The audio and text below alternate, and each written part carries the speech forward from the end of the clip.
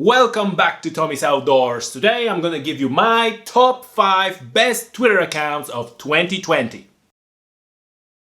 And just before we start, a quick disclaimer: if your account didn't make a list, please do not get upset. There's a ton of fantastic Twitter accounts out there, and I didn't want to make it like top 10 because then you would tune out before I get to number 3, and I also didn't want to make it like top 6, so I limited that to number 5 accounts. And again, if your account didn't make a list, don't get upset. Each and every one of your accounts is special. And with that out of the way, now I give you my top 5 of best Twitter accounts of 2020. At number 5, there is the Irish Wildlife Trust and Pádraig Fogarty. These are really 2 separate Twitter accounts, and Pádraig is obviously campaign officer for Irish Wildlife Trust. So I don't know whether he curates both accounts or whether those accounts are separate.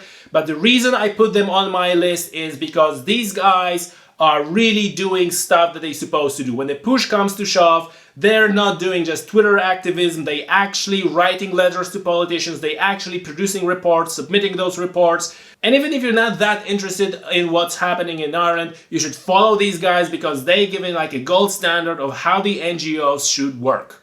At number 4, Des McKenzie. I don't really know the guy. I watched a YouTube video once when he was bird watching with some other dude.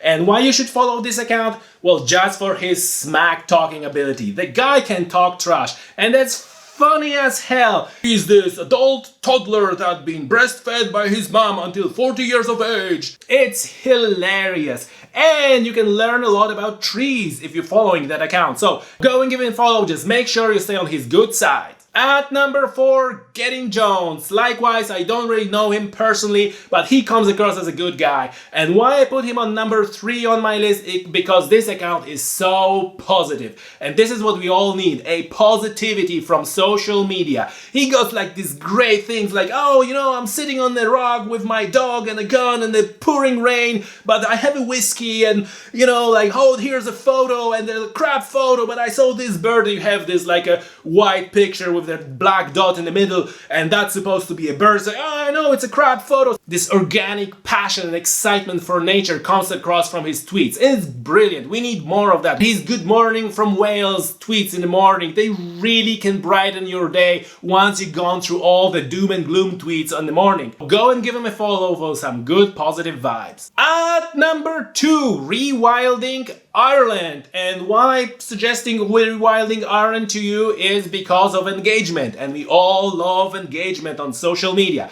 And even if you're not interested in rewilding, maybe you're an opponent of rewilding, and maybe your interest in rewilding is not related to Ireland, you should still follow that Twitter account. There's a lot of general rewilding stuff, and this is just brilliant. Dave is putting a lot of effort in this account. He asks the questions, he posts the polls, he engages in a discussion. There were fantastic discussions. He puts the links to scientific papers related to rewilding and wildlife. It's really a mine of information and fun engagement, fun conversations. Even if you're against rewilding, you should still follow that account, because probably one of the best conversations that happened there were with people who are against rewilding, which is very smart on Dave's part because he's pooling information and he gets how people think. And Dave listens to this now and he thinks, Tommy, you want me to get in trouble again? Yes, Dave, but that's the fun! And at number 1, there can be no other than Wild Forest Matt Cross. This account gives you proper investigative journalism, best in class. Matt does what proper journalists should do, not just retweet stuff and wait for hearts to come. He actually researches stuff. He actually grabs the phone and calls the people, gets the scoop,